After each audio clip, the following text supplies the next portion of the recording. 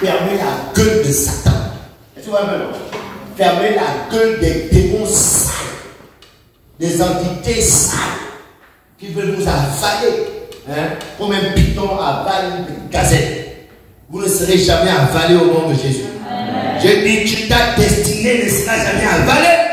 Ce que Dieu a mis dans ta vie, tu vas l'accomplir, tu vas le devenir. La destinée prophétique qui a été inscrite dans ton esprit. Ça va sortir. Dis-moi, ça va sortir. Ça va sortir. Dis, ça va sortir. Shabaya. Ça, c'est mon cœur. Alléluia. Yes. Le Dieu nous a donné la parole. Il nous a donné la sagesse. Ha. Thank you, Lord. Donc, ta destinée n'est pas finie. N'inquiète pas. Même s'il y a un truc mal comporté, il y a toujours. Notre Dieu est aussi le Dieu du recommencement. Notre Dieu sait recommencer les destinées. Alléluia. Yes. Donc, Dieu peut être ton père. Si ton père biologique a échoué, Dieu peut être ton père. Et à partir de Dieu, tu peux réapprendre à honorer le père. À partir de Dieu, si tu te positionnes et fais de Dieu ton père, la relation que tu as avec Dieu, Dieu va t'apprendre à honorer ton père biologique même s'il n'a rien fait. Et là, tu vas renverser la vapeur. C'est pas la vapeur. Hein? Tu vas renverser. C'est-à-dire, ta vie, Satan va content de dire, allez, insulte ton père, allez, mon Dieu, allez, tu as raison, allez, vraiment, ce qu'il a fait là, c'est pas normal, vraiment. Est-ce qu'un père peut faire des trucs comme ça là, vraiment? Et là, quand tu l'insultes, tu es fâché, tu insultes, tu le bénis et tout. Allez, vas-y. Mais pendant que tu fais ça là, tu rentres de c'est ton déclin. Et je comprends. Mais quand tu croises le Seigneur change. Tu réapprends non seulement à apprécier ton père, à l'honorer. Peut-être pas l'aimer comme tu devrais l'aimer, amen, mais à l'honorer. Je vous dis que 50% des problèmes des gens sont liés à la façon dont ils ont traité leur parents. Souvent les démons, dimanche je vous ai démontré que Satan a bien après. Satan, il vient après. Satan a besoin du péché. Hein? Non, Satan a besoin de. Ce que dit là du monde. Satan a besoin de quoi? Saint-Esprit, aide-nous contempler une nouvelle saison. Il a besoin de la mort. Ah, merci. Sinon, j'allais chanter là jusqu'à la fin. Donc, Satan a besoin de la mort. Le jour où tu mangeras, tu mourras. Il n'a pas dit Satan ne pas. Amen. Amen. Mais la mort a besoin de qui? Ou de quoi? La mort a besoin du péché. Du péché. Satan est après. Donc quand tu as succombé au péché, le péché t'envoie vers la mort et la mort t'envoie vers Satan. Tu comprends? Donc c'est pourquoi, pour te détruire, l'une des choses que Satan va faire, c'est justement créer une mauvaise relation entre toi et ton père. Dès qu'il a réussi ça, tout de suite, la mort te clame. Parce qu'on a dit que la désobéissance c'est le péché, amen. Mais qu'est-ce que Dieu a dit entre toi et tes parents? Qu'est-ce que Dieu a dit pour les enfants? On n'entend pas éternel. Honore ton père et ta mère. Mais quand tu as arrêté d'honorer, c'est un péché. Le péché, c'est pas seulement écarter les pieds quelque part dans un champ noir qui sent mauvais. Tu écartes les pieds avec un homme qui n'est pas ton mari. Amen. Le péché, c'est aussi déshonorer ses parents. Est-ce que vous comprenez ça? Manquer de respect à ton père. Même si c'est un maudit, un fou. Hein? Quelqu'un qui a manqué, il y a quelque chose de naturel qu'il faut honorer. Est-ce que vous suivez? Qui comprend pourquoi c'était bien qu'il vient entendre ces choses? Qui comprend? Si tu comprends déjà, si tu as capté là, c'est fini, les gens ont commencé. Parce qu'à la fin, on parle de la rétention des âmes. Ce sont des choses qui disqualifient les gens. Ce sont des choses qui amènent les gens à sortir des églises. Je te dis qu'aucun pasteur ne peut corriger ta relation. C'est-à-dire le mal qui existe entre ton père et toi. C'est-à-dire la malédiction que ton père a libérée. Hein, à cause de ton déshonneur. J'ai dit aucun pasteur, spirituellement, ne peut corriger ça. Il demande. Comme aucun pasteur ne peut corriger ta vie de péché. Tu vois bien, non? Tu parles de ta péché. Le pasteur peut mettre l'huile comme toi. Tant que toi-même, tu ne te lèves pas pour arrêter de répandre, aucune huile d'onction, même si tu donnes l'argent au pasteur, ne peut te changer le chemin de l'enfer. Je suis en train de parler pour vous inviter à aller reconsidérer vos relations avec vos pères. Yeah, parce qu'on veut servir le Seigneur ensemble. Mais ça, là, ça bloque beaucoup de gens. J'attendais à bien en Bangladesh aujourd'hui, on l'appelle quand j'avais un tricot, tout ça, avec un jean d'espoir, avec ma petite lampe jaune. Je shootais quelqu'un, oui, à shooter.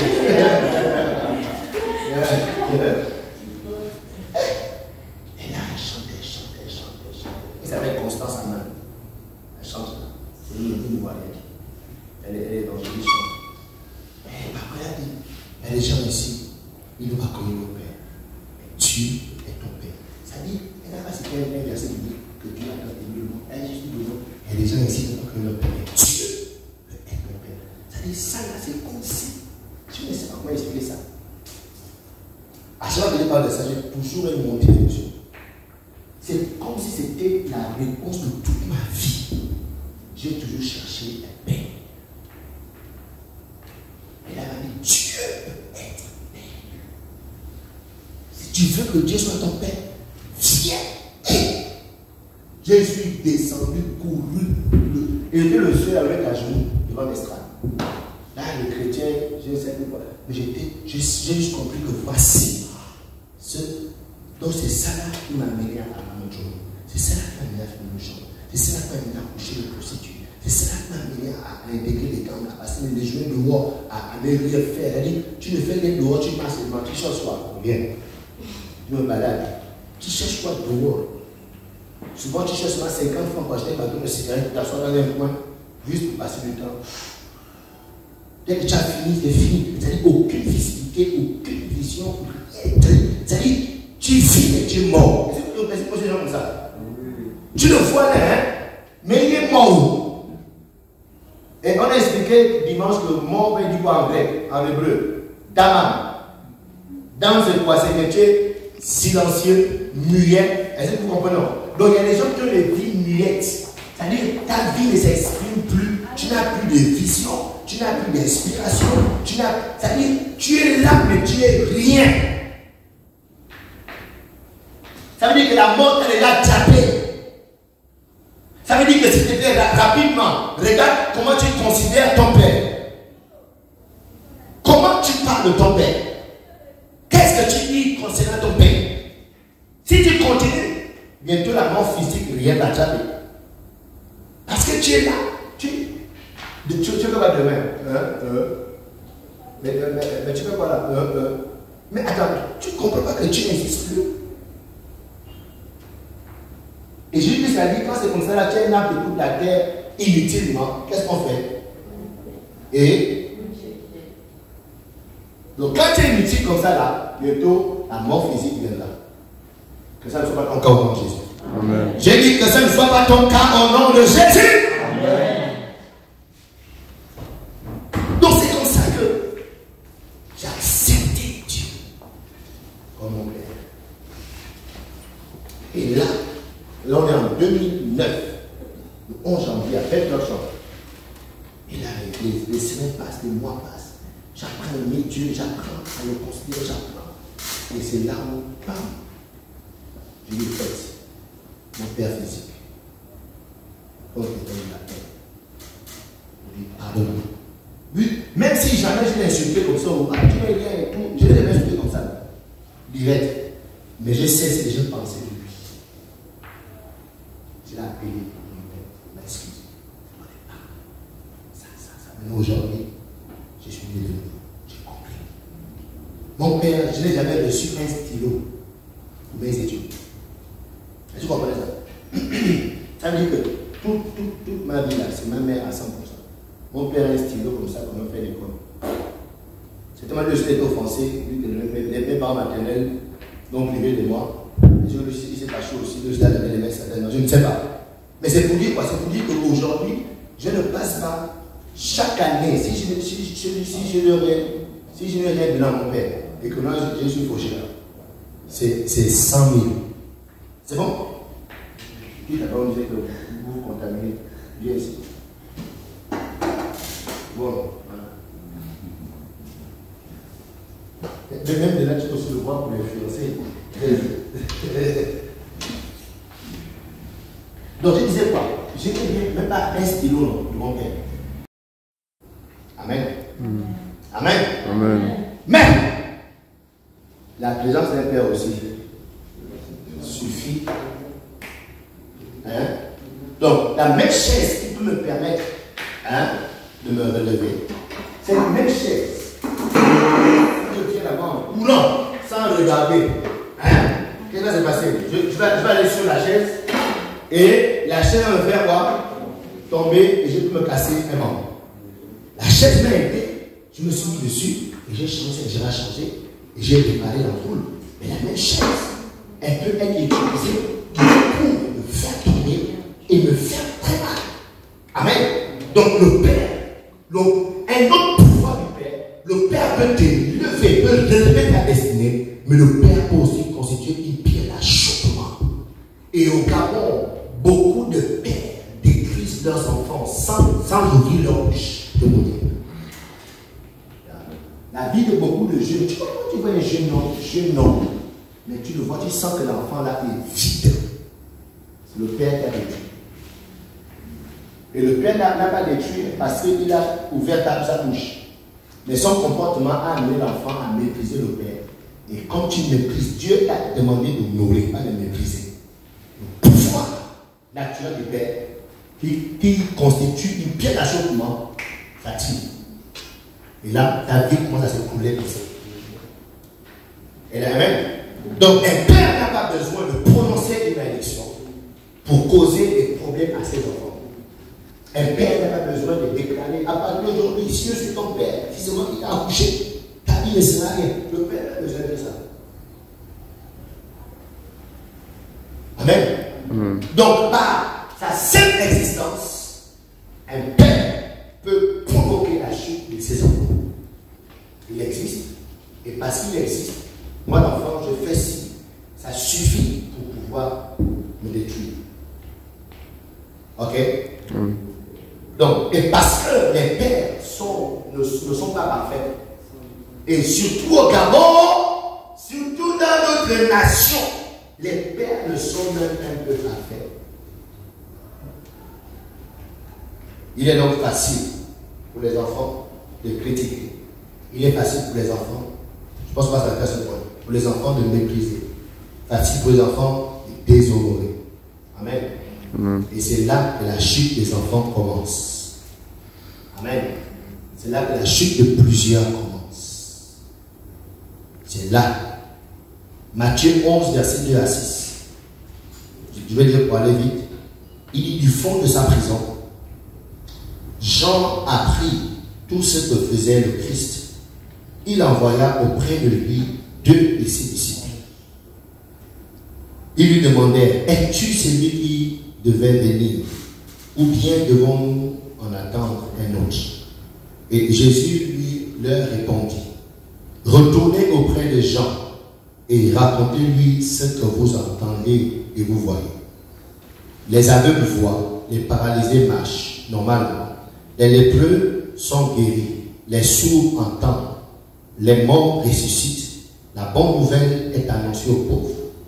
Et béni est celui qui ne trébuchera pas à cause de moi. Béni est celui qui ne trébuchera pas. Souvenez-vous qu'on a dit de lui, de Jésus, qu'il a relevé et il a causé la chute. Maintenant il dit, pourtant je fais des bonnes œuvres, pourtant je fais ceci, mais malgré les bonnes œuvres que je fais, il y a quand même des gens qui sont offensés par moi. Amen. Amen. Mais une fille qui va d'homme en homme, regarde bien, ça ne va pas être bien. Ça ne va pas être par là. Donc, la malédiction, le pouvoir naturel du Père est déclenché contre elle. Et la mort est en train de la détruire. Vu que la mort ne peut le tuer, la mort a besoin de tout. Soit par la drogue, soit par le sexe, soit par quelque chose. C'est pourquoi je vous ai convoqué, JCI. Parce que je peux observer que vous avez besoin, beaucoup d'entre vous sont malades de ça. Et le Seigneur doit vous guérir de ça. Alléluia. Amen. Et j'ai dit à quelqu'un que si tu as croisé Dieu, si tu as rencontré ce Dieu est un Père responsable. Alléluia. Il est un Père tellement responsable. Ce Dieu, il est le Père qui est présent. Il dit, je serai avec vous. Je ne vous abandonnerai jamais. Je ne vous laisserai jamais orphelin. Amen. Donc tu peux tranquillement le serrer, le prendre, l'accepter dans ta vie comme ton Père. Amen. Et sa seule présence suffit pour relever ta vie. Donc le combat du chrétien aujourd'hui, bats-toi pour la présence de Dieu. Et Dieu doit être présent. De même que la présence d'un père biologique, naturel suffit pour relever ta vie, la seule présence de Dieu dans ta vie suffit pour relever ta destinée. Ah, merci Seigneur.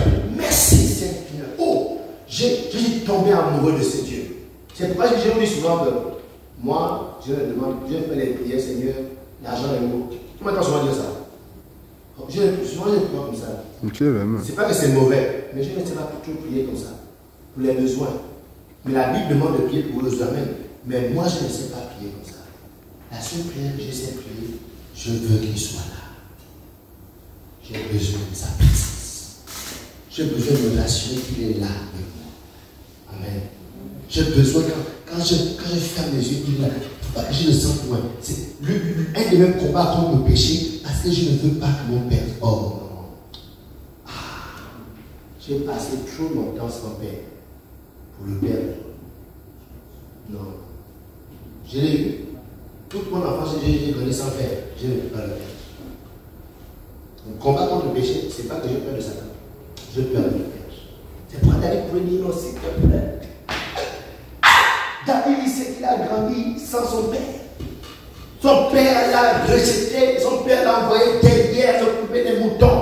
Il recherchait l'affection de son père, mais son père n'avait pas son temps.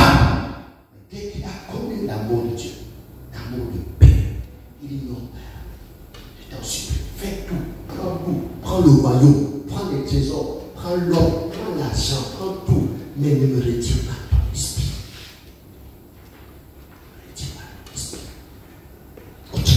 Ne me retire pas ta présence. Si je péchais, je me humiliais, s'il te plaît.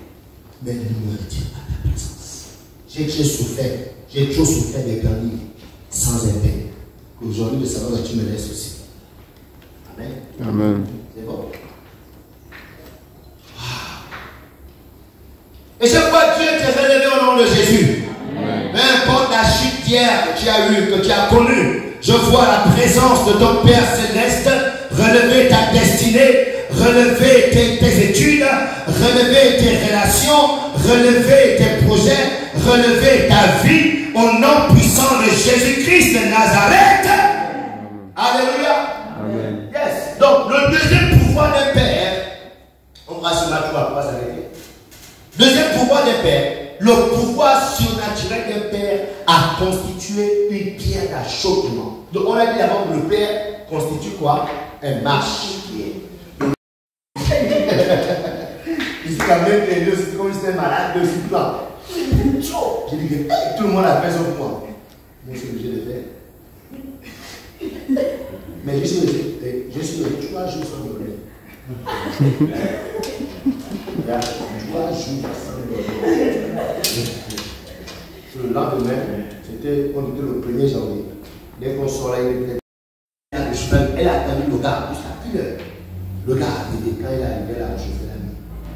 Et dès que c'est le monsieur s'est mis à table, il a commencé à manger. Il dit, oh, c'est passé. Parce qu'elle est socialement connue. Oh. Attention, 25 ans de mariage. C'est ça. Ok, chérie, excuse-moi. Elle était en train de manger.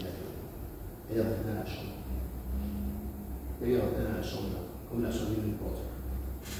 Elle est sortie de porte. Elle a fait ça la nuit. Elle est sortie de la chambre. On ne l'a plus jamais vu. Il a ça reçu un papier de poche. Elle s'est passée. Il y a quelque chose qu'ils ont traîné. Qui est resté là. Il n'y a pas eu la communication. Donc, moi, mon mari était sauvé. Pourquoi? Je suis allé recevoir la lumière. Alléluia. Ça peut être non, moi je suis un homme de Dieu, non, on ne comprend pas, non, on ne regarde pas, non. Mais tu joues au costaud avec qui vous faites. Pas jouer au costaud avec la parole de Dieu. Il faut juste appliquer comme un enfant. Alléluia. C'est pourquoi la Bible dit que le royaume de cieux est pour les enfants. Ceux qui sont comme des enfants. C'est-à-dire, tu appliques seulement. Il ne faut pas jouer au costaud. Il ne faut pas raisonner. Il ne faut pas philosopher. Il faut juste pratiquer. Il dit quoi? Elle est une lampe à mes pieds. Elle est quoi? Une lumière sur mon sentier. Amen. Amen. Wow. Donc la foi, leur foi a redonné un sens à mon existence. Ça a redonné. Moi qui étais en train de me détruire les gens. Hey, souvent quand j'entends que les gens ont le VIH, je dis que ouais, mais moi je pourrais être parmi de ceux-là qui ont déjà dans cette nation. Parce que je vois un peu les filles dans lesquelles on peut rentrer. Seigneur, derrière les barres. Chapaya. Seigneur, merci. Quand les gens foutent les aînés, ils savent bien. Ils ont compris la grâce de Dieu. La grâce, c'est recevoir ce que je ne mérite pas.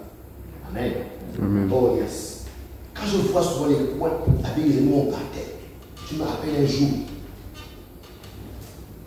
Il est 16 heures. Il y a ton voisin, on est dans l'église. Ok. Un jour, on était avec des amis. Là, je fais les choses, j'ai peut-être 23, 24 ans. Avec un attaque. Quand c'était le 31, c'était la période de fête. La période de fête, souvent, quand je sortais après les cours, c'était souvent le 23. Ou bien le 24, quand les profs vont le proviseur un peu abusé. 24 après les cours, vacances, quand j'arrive, après je balance au sac, quand je sors, fini. Donc, je sors le 28 de la maison. Je reviens le 2 janvier. Parce que le lendemain, c'est l'école. Oh. Je viens comme le janvier, le dernier janvier. Tu ne crois pas, non? Tu ne crois pas? Il faut voir la grâce de Dieu est réelle. Un jour, parce qu'on commençait souvent d'abord au quartier. Au quartier, on se chauffait d'abord une guerre. C'est ce que Dieu fait. Donc, l'une des choses qu'il faut faire pour pouvoir corriger ce qui s'est passé, c'est d'accepter Dieu comme Père. Parce que beaucoup ont Dieu comme Dieu. Dieu qui est dans les cieux. Hein? Le créateur du ciel et de la terre. Le grand Dieu. Je vois bien. Mais qu'est-ce que Jésus dit ça dit? Jésus dit ça dit, il y a des jours où tu apprends à prier. Quand vous priez, quand tu pries, dites ceci. Hein? Oui. Notre Père, qui est aux cieux. Pourquoi Jésus-Christ, il commence par dire notre Père? Écoutez, ça c'est pas une prière à réciter. C'est un enseignement sur comment prier. Donc, qu'est-ce que Jésus-Christ est en train de dire? Jésus est en train de dire que si vous voulez voir l'exaucement de vos prières, la première chose, considérez Dieu comme votre Père. Non plus comme un être supérieur, puissant, qui est quelque part au ciel avec une grande barre. Alléluia. Mais il faut que vous l'acceptiez comme votre Père. C'est l'enseignement. Alléluia. Amen. Donc la foi que les pères spirituels, la mère spirituelle, révérend, hier encore, j'étais pas là, avant-hier, j'étais pas là, parce qu'elle a organisé un programme sur les couples. Dès que j'ai vu ça, j'ai couru. Pourquoi? Ma mère organise un séminaire. Je dois aller écouter ce qu'elle a dit, parce que sa foi me continue à me diriger jusqu'aujourd'hui. Donc leur foi, leur éducation, leur enseignement, ça dit c'est devenu comme des lumières. Là où la mort, l'absence du mépris de mon père j'avais développé, avait pris place. Maintenant, c'est la lumière des enseignements de ces personnes qui a pris la place et dirigé maintenant la vie. Pendant que les gens couraient vers la mort, vers la destruction, soudainement, la lumière est venue et me m'a réorienté. Donc, souvent, pas les gens arrêtez le péché, obéissez à Dieu. En fait, souvent, c'est pour votre bien. Yes. Parce que nous trimballons, quand on vient à Christ, là, on trimballe des casseroles. Qui réalise ça? Qui sent ça? Sauf Marie et Ange, même. Mais il y a des gens, quand ils sont venus à Christ, il y a des casseroles pleines comme ça. C'est-à-dire que si tu ne t'abandonnes pas totalement à la parole de Dieu, ta vie est foutue, quand bien même tu seras à l'église, le dimanche. Et je bénis au Seigneur que l'enseignement de ces gens, c'est-à-dire, dès que j'ai terminé l'enseignement, automatiquement, il y a encore mon épouse, moi, qui l'a assisté pour le truc dessus les mots. Elle a enseigné, et elle a donné une explication sur la communication qui est différente de parler. Là, moi, je suis en train de communiquer. Quand moi, je me dis, ce n'est pas communiquer.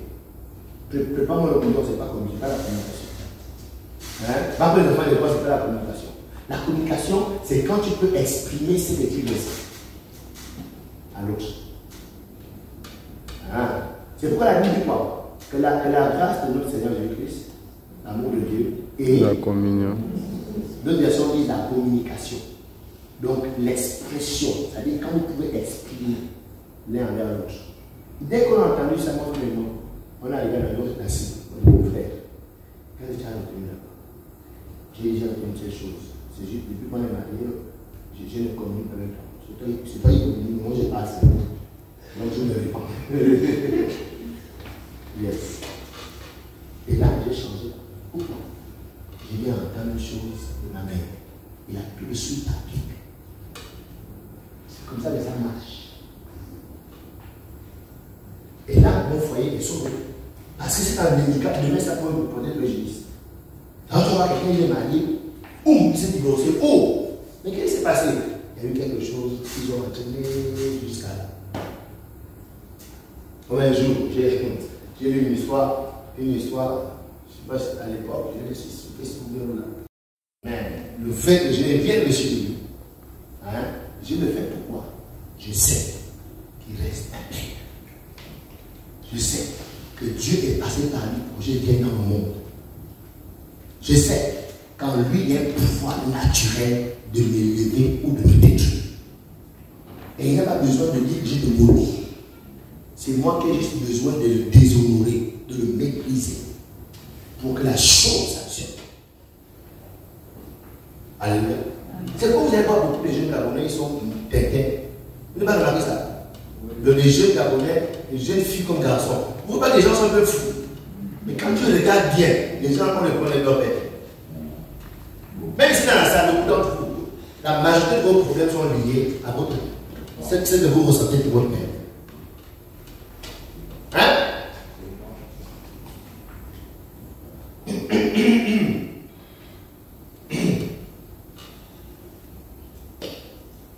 Waouh! Merci Jésus. Tu m'as délivré de la mort. Psaume 68, verset 5. Psaume, un lecteur jeune, une lectrice jeune. Ce n'est pas la même personne. Quelqu'un d'autre prend la Bible. Quelqu'un d'autre prend la Bible. Psaume chapitre 68, verset 5. Rapidement. Bon, qu'est-ce qu'il prend Psaume 68, verset 5? Tu n'as pas de Bible? Tony, tu n'as pas de Bible? Bon, laisse, c'est loin. Marie, tu as une Bible? Toi, tu es contre la base. Il y a le livre ici. Il y a des gens qui amènent. Tu mets la Bible dans le téléphone. Voilà. Même si je te donne tu supprimes tout. Yes. Tes photos, ouais, comme ça. Tu supprimes et puis tu télécharges la Bible. Yes. Beverly, tu as la Bible dans le téléphone? Ok, toi tu nous prendras. Ok, attends, d'abord. Qu'est-ce qu'il prend dans le psaume 68, verset 5 à 6? Vas-y.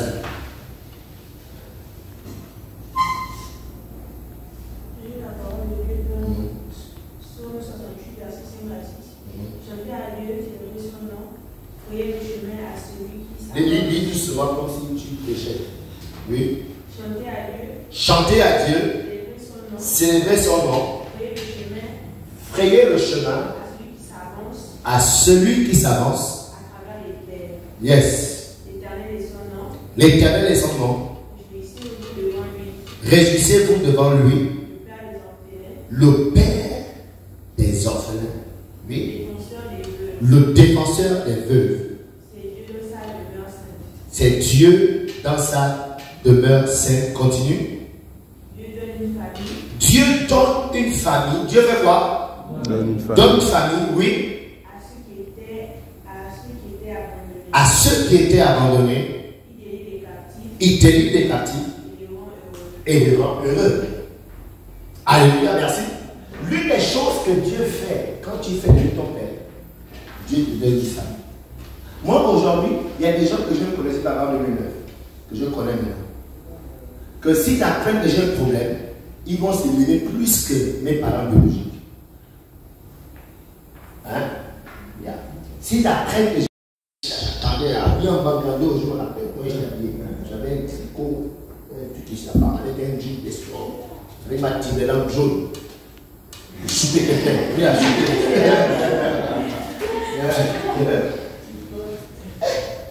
Et là, elle chantait. Elle s'appelle Constance Aman. Elle chante là. C'est une Ivoirienne. Elle est dans une mission. Mais papa a dit, il y a des gens ici, ils n'ont pas connu nos pères. Dieu est ton père. Ça dit, elle n'a pas cité un verset biblique que Dieu a donné le nom. Elle a juste dit le nom. Il y a des gens ici qui n'ont pas connu nos pères. Dieu est ton père. Ça dit, ça là, c'est comme si. Je ne sais pas comment expliquer ça. À chaque fois que je parle de ça, j'ai toujours une montée d'émotion. C'est comme si c'était la réponse de toute ma vie. J'ai toujours cherché un père. Elle a dit, Dieu est ton père. Si tu veux que Dieu soit ton père, viens.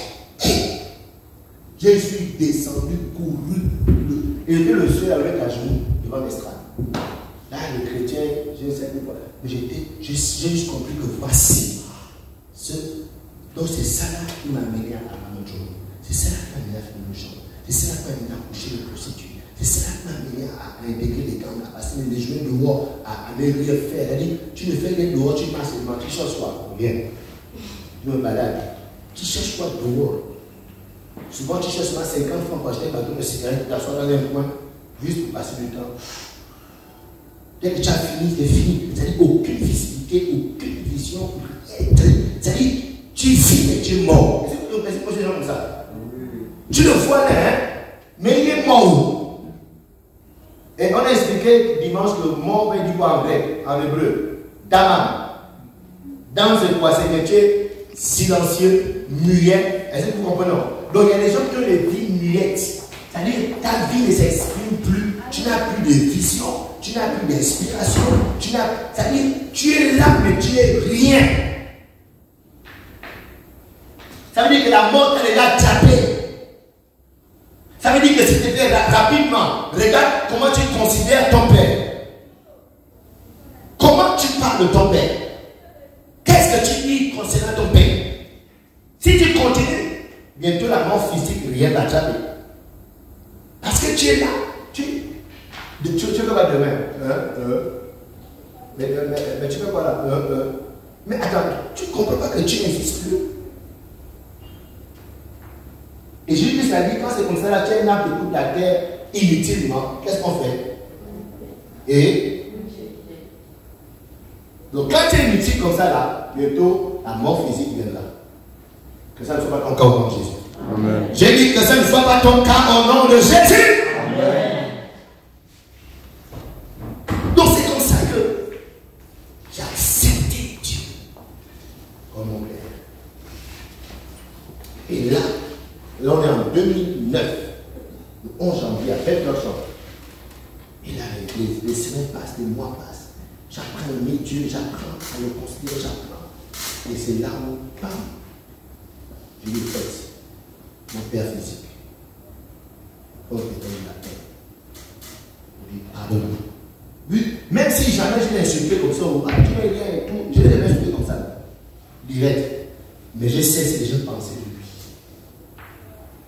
Je l'ai appelé pour m'excuser. Mais aujourd'hui, je suis né de nouveau. J'ai compris. Mon père, je n'ai jamais reçu un stylo pour mes études. Est-ce que vous comprenez ça? Ça veut dire que toute ma vie là, c'est ma mère à 100%. Mon père a un stylo comme ça, comme on fait l'école. C'est tellement que je suis offensé, vu que mes parents maternels l'ont privé de moi. Il s'est fâché aussi de cela, les mains certainement, je ne sais pas.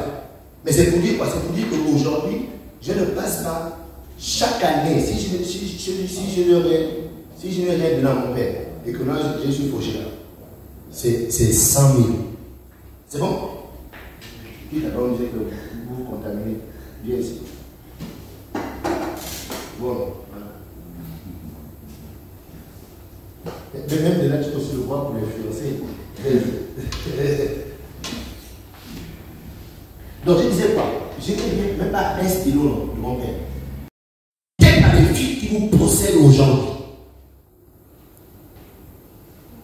C'est bon? Yeah. Moi, toute mon enfance, j'ai grandi sans mon père. J'ai grandi sans mon père. Quand je me mets à accoucher, elle avait peut-être 15 ans. Mes parents sont fâchés. C'est quel homme qui vient de tuer notre enfant? Parce que mon père, je crois que c'était 23 ans. Donc, moi, à un moment, il fait la prison, c'est abus. Il abus sur le mineur. Mais, mes parents sont venus, ils m'ont. Ouais, mais non. J'avais 2 semaines. 2 semaines. Moi, je suis né en Djolé. Ma mère est née en Djolé. Hein? Qui connaît Djolé? Ok. Qu'est-ce que tu fais quoi, Djolé? Tu es d'où? Le Mimongo. Le Mimongo, c'est quoi? Non, c'est. Aoukou. Otogwe. Mouila. Ok, ok, Mimongo, ok. Est-ce qu'on passe par là, Mimongo? Le Mouila, c'est là, non. Mouila, on passe par là, Djolé, c'est à droite. Mais même nous, on pas dans Djolé. Djolé, c'est à gauche. Quand tu as du fou, oui, Djolé, c'est à gauche, mais tu as fait quoi, Djolé? Ah, c'est pas mon frère, ok. Moi, je suis dans Djolé, toute petite. Et dans Djolé, que vous voyez souvent ici. Elle était très jeune, elle était dans le jardin. Elle me prend, m'amener au village. Parce que, fallait pas que mon père me voie. Tu vois un peu ça? Donc je vais de 0 à 12 ans sans voir mon père. Parce qu'il fallait me cacher de mon père. Et pendant que j'étais caché de mon père, dès que j'ai fait une bêtise, c'est mon père qui ça. Le sang de ton père, la tête de ton père, la tête de ton père, comme ton père. Et du coup, j'ai développé la haine envers mon père. J'ai développé la colère. Au point où je voulais qu'il disparaisse de la terre, qu'il meure. C'est-à-dire que je ne voulais pas le projet quelque part. Je voulais qu'il meure. Au moins, il n'y a aucune trace. J'ai eu un homme comme ça qui est mon père. Un homme comme ça qui est mon père. Est-ce que vous comprenez ça? Donc, du coup, quand j'ai grandi, toute mon enfance, j'ai grandi avec ça. J'ai grandi avec ça. Et à 12 ans, quand ma mère me récupère, j'ai mis en vie. Et moi, j'ai venu en vie à 12 ans. 12 ans. Ma mère essaye de me reconnecter avec mon père. Mais le mal est déjà fait. Parce que la personnalité d'un enfant se bâtit entre 0 et 7 ans. Ce que tu fais un enfant entre 0 et 7 ans, c'est qu'il reste dans sa vie à vie. Ça marque son ADN. C'est ça qui fait sa personnalité. Et tu comprends? Donc du coup, c'était déjà semé. Donc malgré que ma mère faisait des fautes envers chez mon père, je le haïssais. C'est-à-dire que je passais le week-end là-bas, mais c'était les week-ends horribles. J'étais là, mais je voulais juste repartir chez moi, chez ma mère. C'est comme ça qu'à 14 ans, quand j'ai 14 ans, j'embrasse la rue, j'embrasse les drogues, j'embrasse les prostituées, j'embrasse les gangs, j'embrasse l'alcool, j'embrasse la vie de la rue. Moi, j'ai venu ce matin à la maison pour me laver, me changer, sortir. Moi, il y a des gens qui disent dehors, moi je sors, je rentre que la nuit. Après les cours, moi je dépose le sac, boum, je me change, je sors. Pourquoi? Parce que j'avais développé quelque chose contre mon père. Après que j'ai compris ça. Et là, quand tu développes ça naturellement, vu que le Père a quelque chose de naturel, tu as dit tu dois honorer ça. Hein? Alors que moi, j'avais le mépris envers mon Père. J'ai le mépris. Et là, quand c'est comme ça, la mort, qu'est-ce que la mort fait? La mort t'amène la vie n'importe comment. Parce que la mort ne peut pas venir puis on a que tu meurs, non. Il faut que tu te tues. C'est ce qui explique maintenant les drogues, l'alcool, le vin. Tu ne peux plus t'en passer. Les femmes, tu ne peux plus t'en passer. Parce que la mort veut que quelque chose te tue. Est-ce que comment? Yeah. C'est pourquoi moi je suis dans les coups de bois et dehors, c'était les classes, les gens se bagarrent, les poignards. J'ai beaucoup de mes amis qui sont morts devant moi, ça l'a poignardé, parce qu'il y a beaucoup d'intestins dehors, dans les bars. Moi, c'est moi beaucoup souri parce que j'ai fait les arrachations. Je sais le défendre et puis, mais quand j'ai boulé, je courais et puis, c'est ça qui m'a sauvé. Mais j'ai heureusement que quand j'ai eu 23 ans, j'ai été invité à un programme de l'église. Malgré tout ce qu'on a prêché, que j'ai entendu dans les églises, rien ne m'a touché. Et ce n'était pas une campagne d'évangélisation, c'était un concert de louange. Et la femme de Dieu chantait « Tu es le Dieu de ma vie, en toi j'ai trouvé le